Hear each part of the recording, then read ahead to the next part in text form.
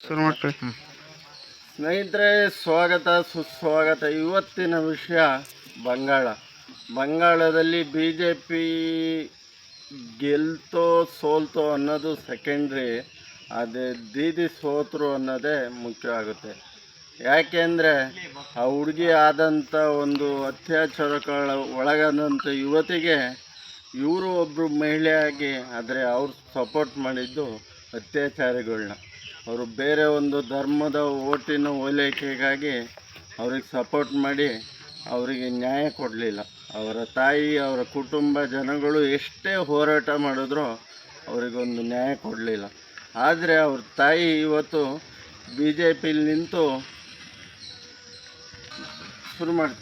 B J ಪಿಲಿ ನಿಂತು ಅವರು ಟಿಕೆಟ್ ಕೊಟ್ಟರು.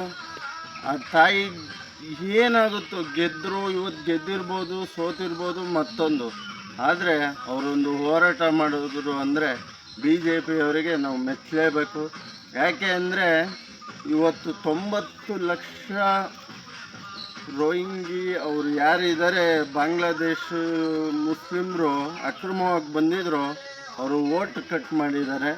ಯಾಕೆಂದ್ರೆ ನಮ್ಮ ದೇಶಕ್ಕೆ ಉದ್ಯೋಗ ಆಗಲಿ ಮತ್ತೊಂದಾಗಲಿ, ನಮ್ಮ ಹಿಂದೂಗಳ ಮೇಲೆ ಬಂಗಾಳದಲ್ಲಿ ಎಷ್ಟು ಒಂದು ಅತ್ಯಾಚಾರಗಳು ಆಗ್ತಾಯಿದೆ ಅಂದರೆ ಹೇಳಕ್ಕೆ ತೀರ್ದು.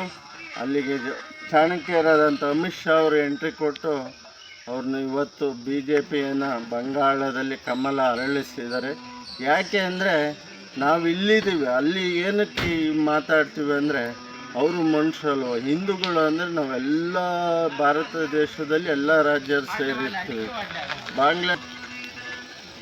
ಹಿಂದೂಗಳಿಗೆ ನಾವು ಸಪೋರ್ಟ್ ಮಾಡೋರಿಗೆ ನಾವು ಸಪೋರ್ಟ್ ಮಾಡಬೇಕಾಗುತ್ತೆ. ಇವತ್ತು ಬಿ ಜೆ ಪಿ ಬಂದಿರೋದು ಖುಷಿ ಇದೆ, ಯಾವುದೂ ಪಕ್ಷದ ಪರವಾಗಿ ಹೇಳ್ತಾ ಇಲ್ಲ. ನಮ್ಮ ಹಿಂದೂಗಳಿಗೋಸ್ಕರ ಯಾರು ಹೋರಾಟ ಮಾಡ್ತಾರೆ ಅವರಿಗೆ. ಯಾಕೆ ಬಿ ಜೆ ಪಿಗೆ ಸಪೋರ್ಟು ಈ ವಿಷಯದಲ್ಲಿ ಅಂದರೆ, ಬಂಗಾಳದಲ್ಲಿ ಇವತ್ತು ಬಿ ಜೆ ಪಿ ಬರಬೇಕು ಅನ್ನೋದು ಬಂದಿರೋದು ನಮಗೆ ಖುಷಿ ಆಗುತ್ತೆ. ನಮ್ಮ ಹಿಂದೂಗಳಿಗೆ ಒಂದು ಅಲ್ಲಿ ಆಗ್ತಾಯಿದ್ದ ಅತ್ಯಾಚಾರಗಳು, ಅನ್ಯಾಯಗಳು, ಮೊನ್ನೆ 2-3 ತಿಂಗಳಾದಂಥ ಹುಡುಗಿ ಮೇಲೆ ಅತ್ಯಾಚಾರ ಅಂತು, ಎಷ್ಟು ಬಾಂಗ್ಲಾದೇಶಿಯವರು ಬಂದು ನಮ್ಮ ದೇಶದಲ್ಲಿ ಅಕ್ರಮ ಮಾಡಿದ್ದಾರೆ ಅಂದರೆ ಅದು ಬಂಗಾಳದಿಂದಲೇ ಶುರುವಾಗಲಿ.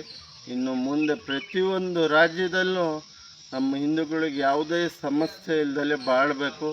ಯಾಕೆಂದರೆ ಅವ್ರು ಬಂದಿರೋದ್ರಿಂದ ನಮ್ಮ ಒಂದು ದೇಶದ ಒಂದು ಕಾರ್ಯಕ್ರಮಗಳೇ ಉಲ್ಟಾ ಪಲ್ಟಾ ಆಗ್ತವೆ ಅಂತ ಹೇಳ್ತಾ, ಹಿಂದೂಗಳಿಗೆ ಯಾರು ಸಪೋರ್ಟ್ ಮಾಡ್ತಾರೆ, ಧರ್ಮದಲ್ಲಿ ಒಳ್ಳೆ ರೀತಿ ಯಾರು ರಾಜಕಾರಣ ಮಾಡ್ತಾರೆ ಅವ್ರಿಗೆ ಸಪೋರ್ಟ್ ಮಾಡಬೇಕು ಅಂತ ಹೇಳ್ತಾ, ಶುಭವಾಗಲಿ. ಅಲ್ಲಿ ಯಾರ್ಯಾರು ಹೋರಾಟ ಮಾಡಿ ಪ್ರಾಣ ಬಿಟ್ಟಿದ್ರು ಅಂತ ಹೇಳ್ತಾ ಈ ವಿಡಿಯೋ ಮುಗಿಸ್ತೀನಿ.